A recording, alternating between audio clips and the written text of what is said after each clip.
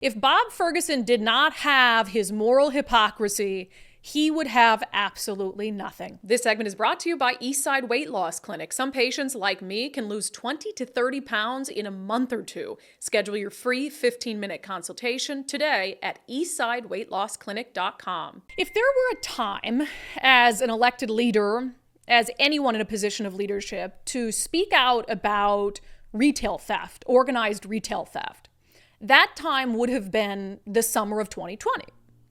It would have been the summer of 2020 because those were some of the most egregious examples we had ever seen of organized retail theft. I was in downtown Seattle when there were riots in the name of social justice. This is a video I took on my cell phone, walking around the downtown Seattle core, seeing businesses looted to the studs, people walking away with handfuls of stolen merchandise.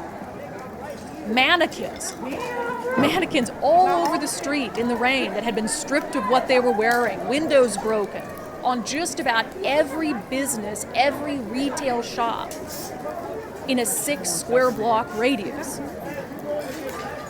That was organized retail theft done under the guise of a social justice protest, riot.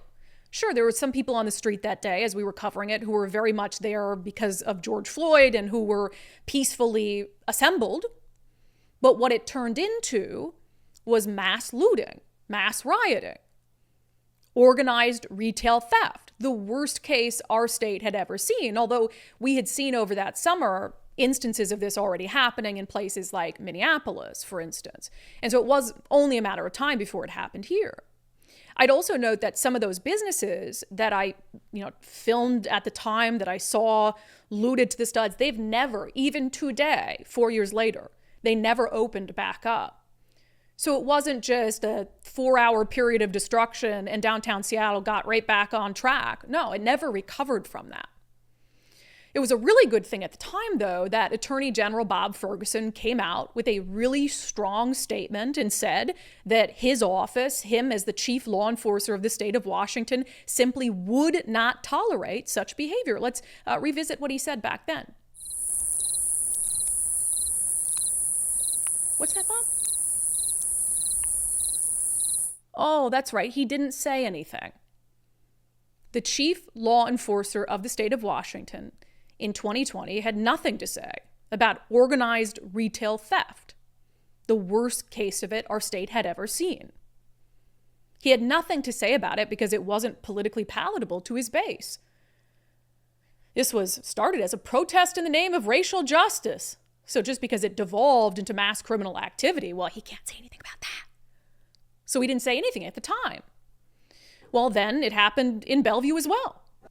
There were several stores in Bellevue, again, what started as a racial justice protest that devolved and provided cover for mass criminal behavior. The mall was looted, a jewelry store nearby was looted, a mattress firm broken into, looted. Happened in Bellevue just like it happened in Seattle. So surely I thought at the time, well, okay. Bob didn't say anything about what happened in Seattle. Maybe he was in a coma. I don't know. Maybe there was a good reason why he didn't say anything. So then it happened in Bellevue. And finally, after it happened in Bellevue, Bob Ferguson, the state's chief law enforcer, finally found the courage to say something. Oh, that's right. He didn't say anything at all. But all of a sudden, when Bob Ferguson was starting to gear up for a gubernatorial campaign, all of a sudden, retail theft became a top priority for him. 2 years later, exactly 2 years later, after this mass rioting and looting in Seattle and in Bellevue, 2 years later, Bob Ferguson came out and gleefully announced, without acknowledging at all his past failure on the issue, that he was launching out of his office a retail theft task force. Today I'm announcing that my office is convening a statewide organized retail crime task force. The task force will improve coordination and collaboration among law enforcement agencies, And through enhanced coordination, we will better combat these multi-jurisdictional crimes that endanger employees, the public, and cause significant economic harm to our state. Now, that would have been impressive had he done it 2 years earlier. That would have been impressive if Bob Ferguson, political implications be damned, as the state's chief law enforcer, came out, had a press conference, and said, we will not tolerate organized retail theft in our cities and in our state.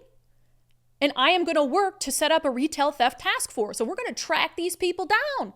And we're going to arrest them. We're going to hold them accountable. No, he didn't say anything at the time because race was involved and he thought, can't do that.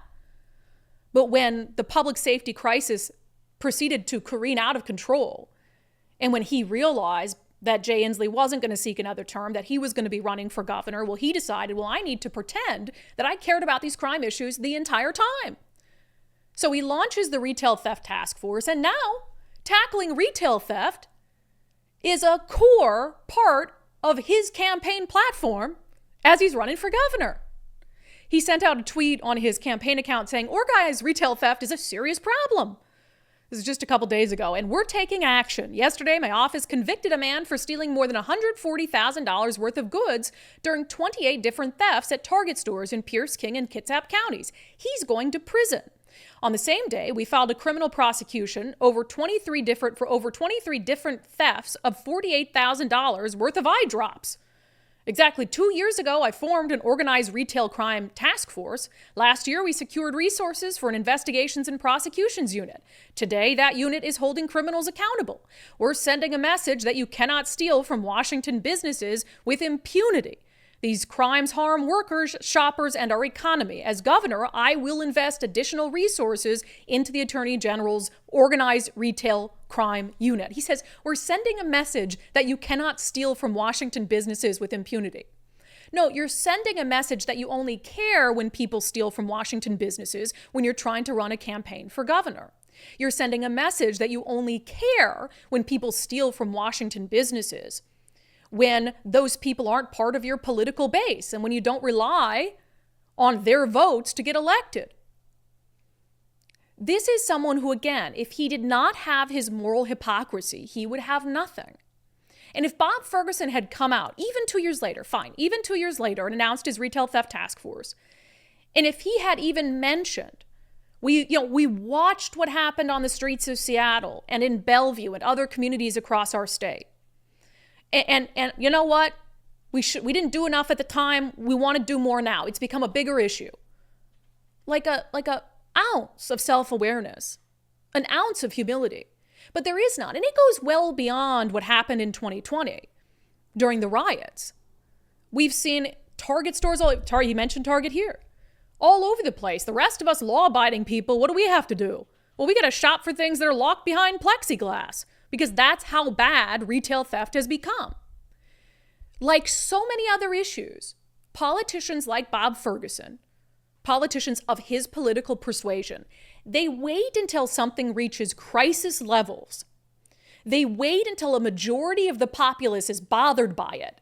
They wait until it could have electoral consequences if they don't do or say something about it. And then they act. That is the exact opposite of being a leader. That is the exact opposite of what we need in the next governor of Washington State. Unfreaking believable.